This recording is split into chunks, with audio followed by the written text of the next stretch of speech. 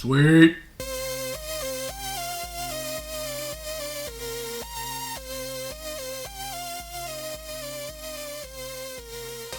Greetings, friends. It's Josh. And I'm Ryan. And we're here today, like I told you we would be, for another exciting episode of the Dead Tired Dads podcast.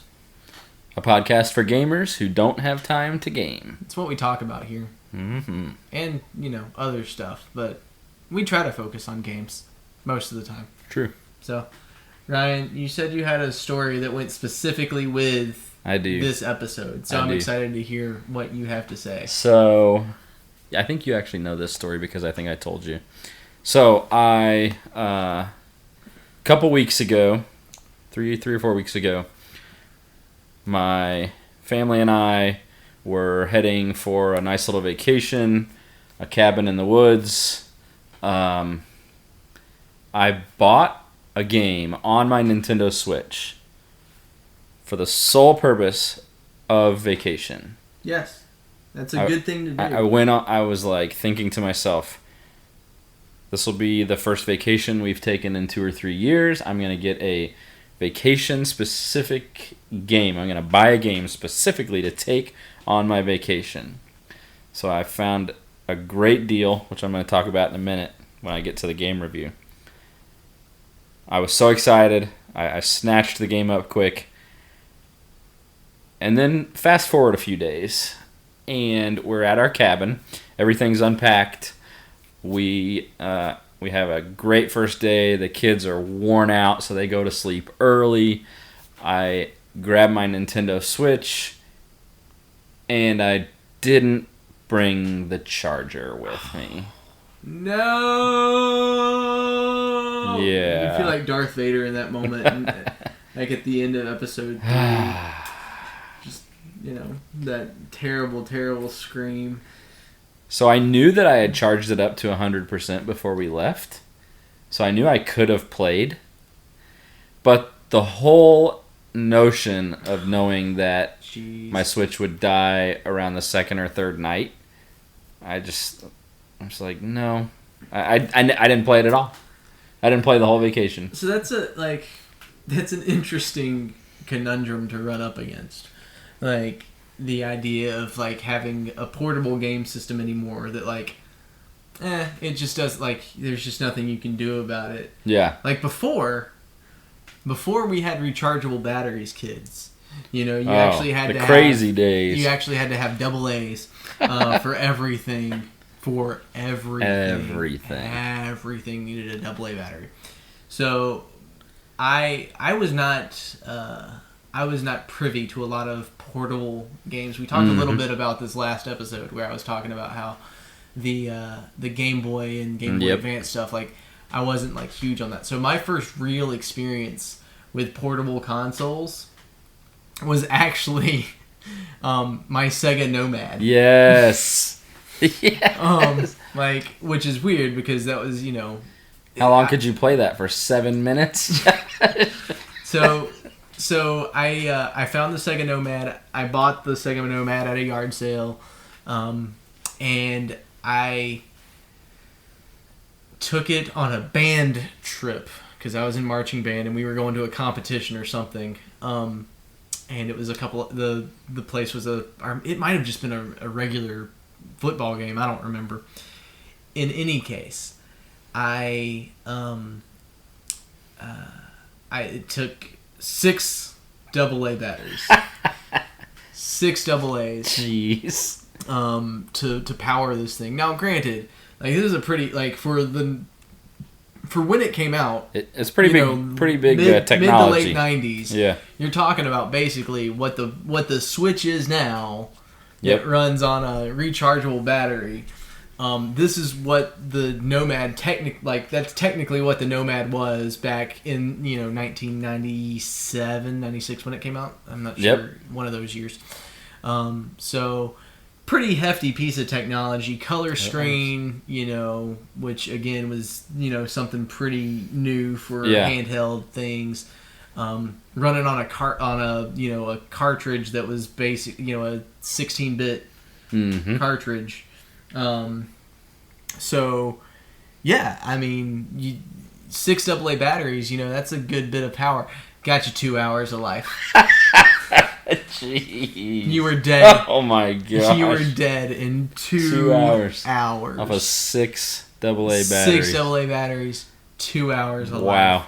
Wow. So I did not get to play my Nomad on the way home from whatever we were doing, whether it was a football game or a competition. Like I said, I don't remember exactly. That's great. But, that is great. The kids these days, they'll never know the pain, as it were. They have no idea. Terrible, terrible voice. No, I actually vividly remember, because I mentioned last week my brother and I were into the Game Boy and the Game Boy Advance.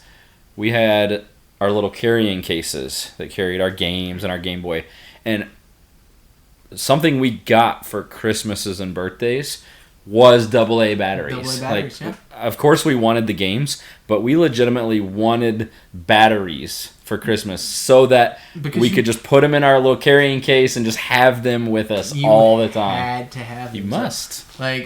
Now it's just I just have to remember the power cord. Just one cord, which I forgot. Oh. But you can, even if, let's say you don't have a plug somewhere, like you're camping or something, yep, you can get a extra battery. That plug, it's crazy, how far we've progressed in what seems like a short period of time. Well, I've got one of those little, what are they called, mobile power banks or whatever. Yeah, I mean, I've mentioned before that I like to go camping and hunting and stuff. And I go 3 or 4 days, and I'm able to, between charging before I leave and using that mobile power bank, I'm able to keep my phone alive for 4 days. So, I mean, technology's crazy. It is. Technology is crazy. We've come like I said, such a long way in what seems like a relatively short span of time for those kinds of things, whereas something that might have been, 6 AA batteries, which, I mean, can you... What, the cost alone? That's what I'm trying 6 AA, that just seems so insane. Versus I'm just gonna plug my Switch in and it's gonna charge. It's gonna be at 100%. I'm gonna get 3 days out of that. Yeah. Before it dies. Yeah, and you're talking 3 days on really intense 2022 graphics, right? Not mid 90s. Yeah, you're talking. So 6 AA batteries. That's pretty good. Yeah, crazy stuff, man. So anyway, so you said that story directly ties into the game that you want to review. Yes, because the game I bought is the game I'm right. So the game tonight. That you could not play. Yes, is the game that you're going to tell us about. I am. Tell me about this game. Should I jump into it, or do you have anything for us before we get going? I'd go ahead and jump into it. All right. So the game that I bought for vacation, that I did not play on vacation, but I have been playing since, XCOM 2. XCOM 2. If you're familiar with XCOM or XCOM 2, pretty straightforward concept. Aliens have...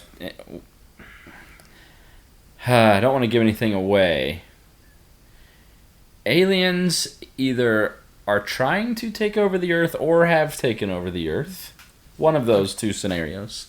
Okay. And you are trying to defend the Earth. Gotcha. That's the gist of it. They've created this group called the Advent. And the Advent is a government that controls the whole planet Earth. So you either are part of the Resistance or part of the Advent. There's no in between. No in between. No gray areas here. The tutorial teaches you sort of the controls of the game, and then you play as the commander, who you never see what he or she looks like. It's ambiguous. You're just the commander. Because it's you. Because it's you. Yeah. Yeah. That makes sense. The rest of the game, you are the commander, and you're choosing strategies, missions. You have to do all. You have to manage resources because you have to build satellite towers so that you can reach out to resistance factions around the world. So you need the resources that requires. You can research better weapon technology. So there's a lot going on. It's very much a strategy game. It is turn-based combat. When you're in the missions, it's turn-based combat. So I should back up and say I actually played this game on PlayStation 4 long before, like 2 or 3 years ago. I think 2 years ago. A friend gave it to me for free. I like free games. Free games are awesome. So it's a great game. I'm very familiar with the game. So I was joking earlier. I could have reviewed it without playing it on vacation because I'm familiar with it. But in terms of like what we talk about as Our far criteria. as being a dead tired dad or a dead tired mom, there's a pretty significant time investment. Okay. Particularly when you're actually in a combat mission. So when you're not in a mission, you're on your ship, and it's pretty short. You can save at any time. All you're doing is sort of restarting whatever research you were doing, whatever crafting you were doing, stuff like that. But if you're in a mission, they take 30 to 40. Well, it takes however long it takes you, because sometimes you want to intentionally move slowly, because something I actually like about this game, if a soldier dies, they're permanently dead. Oh. You lose them. Oh. And you can recruit more, but every soldier has their own individual backstory. That sounds intensive. Yeah, it is. So it's meant to hit you in the feels a little. Yeah. When you lose a soldier. Huh.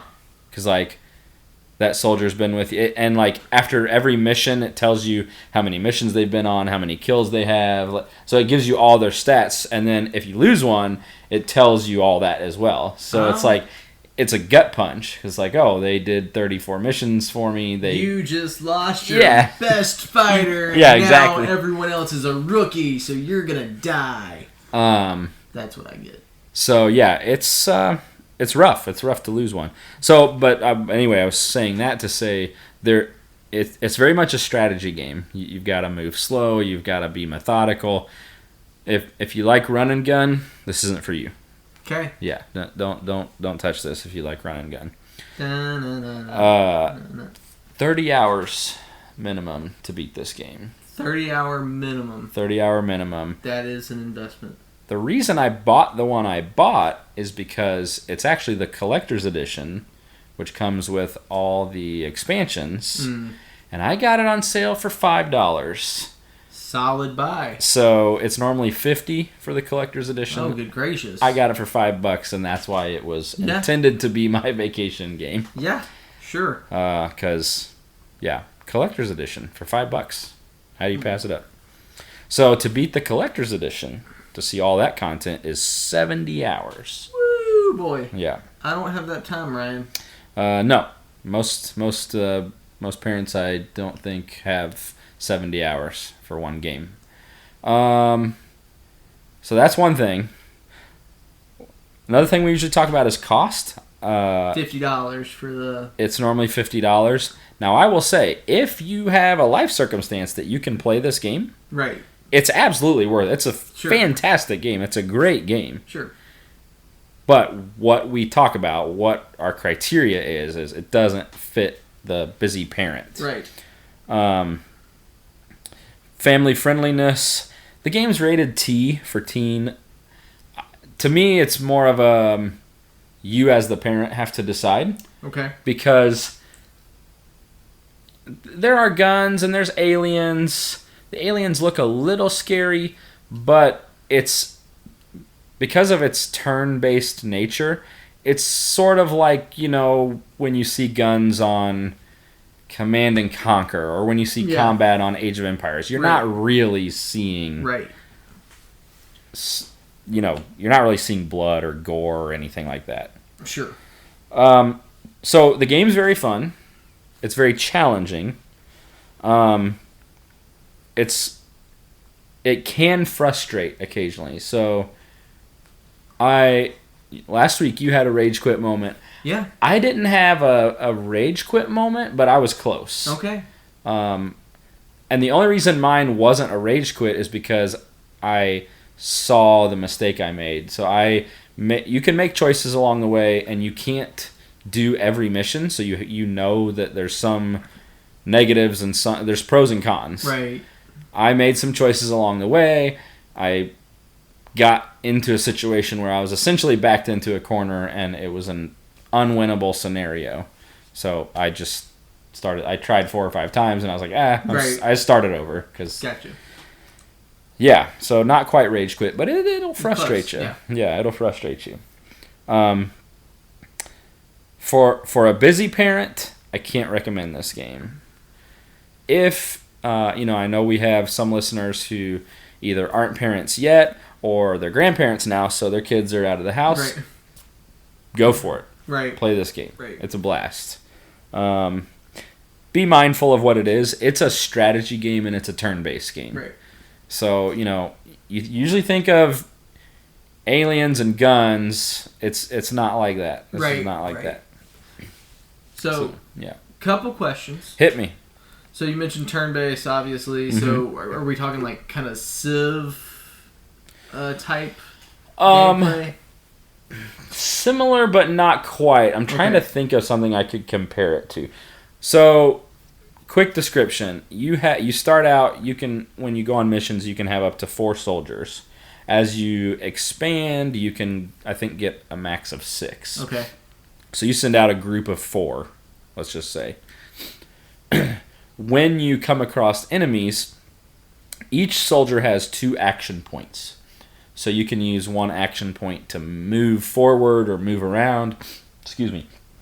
You can use another action point to shoot your weapon or throw a grenade, whatever. But you have 2 action points. And so that's kind of how it works.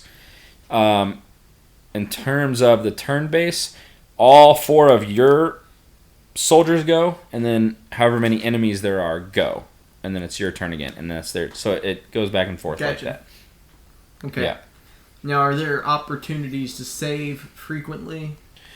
There are. Okay. So that's something that I kind of struggle with because I have this thing about me where I'm very much like, you must protect the cannon run at all costs. So when if I'm playing a football game or a game like this, if I lose, part of me is like, oh, I'll just reset. But it's against my, I just can't do it. I just can't do it.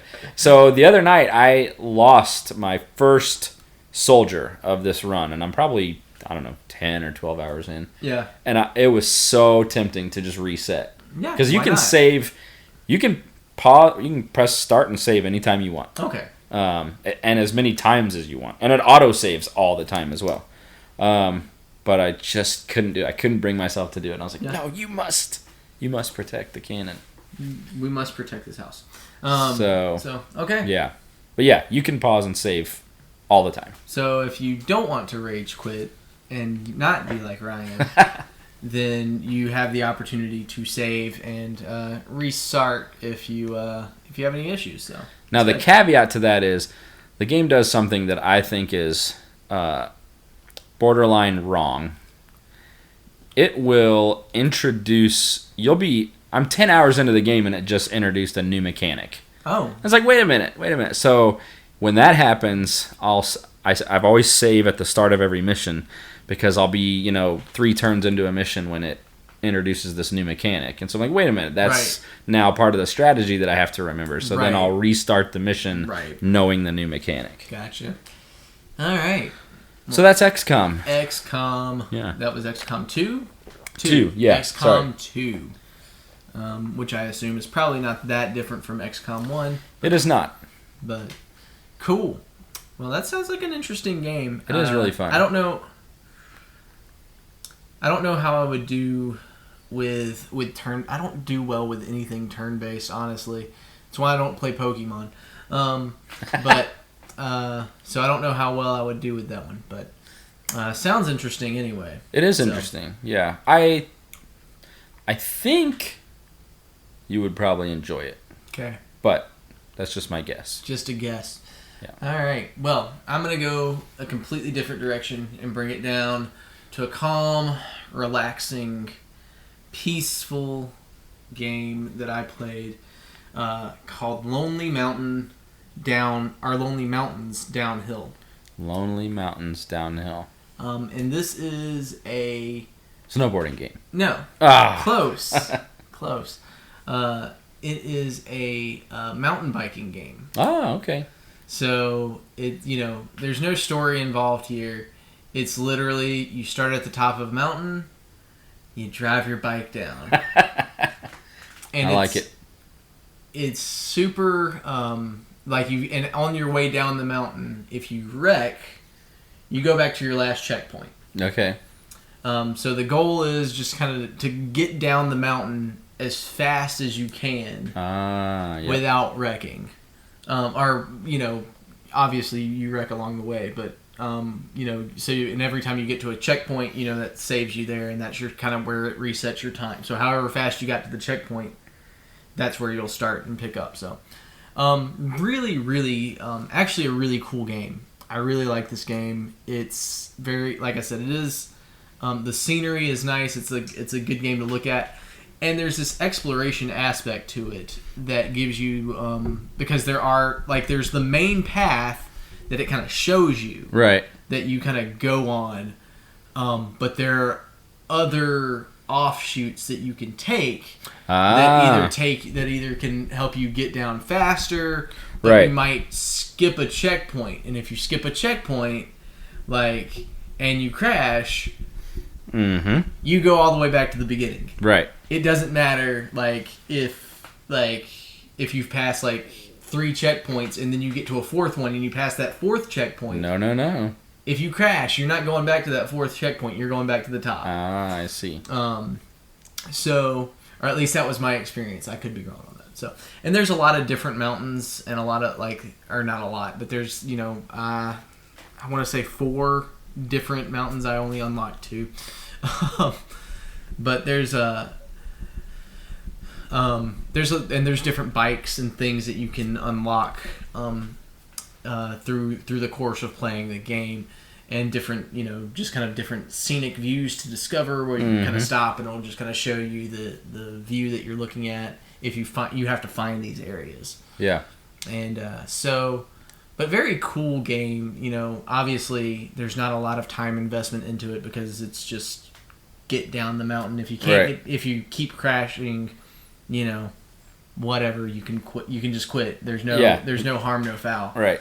And there's some challenging things to it where you have to figuring out where you can speed up and slow down. So there are certain parts where there are jumps and things like that you have to take, and if you're not going the right speed, you're not going to make the jump. Or if you land across on the other side in the wrong place, you're going to run into a tree. Right. So and also trying to figure out the different shortcuts and stuff like that and how to make those work, and getting kind of caught up in, well, I know that I can go this way. Why can't I let me do it? I want to do this. Yeah. And figuring out how to make it happen. And some of that has to do, I think, with having the right bike to go down a certain trail and things like that. Like the beginner bike isn't going to be able to go off on the most off-road trails that you can go on. So, yeah, obviously kid friendly. It's pretty. I feel like it would be pretty dull for a kid to watch. Yeah. But there's nothing inherently wrong with that your kid's gonna see and be like, oh, freak out about. So, yeah. So, and it's on Game Pass, so it's free. That's gonna be one of my questions. And I don't know about its availability elsewhere though. Yeah. I will say that it's more challenging than I want it to be. Okay. There's a part of me that playing the game is just I just want to go down the mountain. Just let me drive down the mountain. I just want to drive down the mountain and just and maybe it would be really cool if there was a no fail mode. And maybe there is, and I just haven't found it or haven't looked for it. But I understand why. I would understand why there wouldn't be. Like, I would get that. Yeah. You know, and why that can't be the case. Because that's part of the game. Right. Is, like, figuring out how to get through certain trails and things like that without crashing. But part of me wants it to just kind of be like, I just want to enjoy the scenery. I'm just here to ride my bike. And just going to ride my bike down the mountain. But, and the other part of it, there are apparently, like I said, there are different bikes and stuff you can unlock. And you have to, in order to unlock the bikes, you have to find parts. I played this game for several hours and never found a single part in the entire game. Okay, so I had a question, and this might sort of go into that. Yeah. Can you... is there any limitation to where you can go, or is it pretty... if you want to, can you just drive right off the side of the mountain with your bike? Or, I mean, yeah, for the most part. Are there invisible walls, I guess? I mean... There are you know, you're on a mountain, so like there's cliffs and stuff like that. So but like, as far as the mountain is concerned, like if there's an open spot for you to go, you can go. The reason, like if there's not something in your way, you will crash and die. But yeah, you can go wherever you want to. I'm just wondering if part of finding those parts is like, you just have to explore, or I don't know. I don't know. Like I felt like I started going off road a good bit and trying to find things. No luck.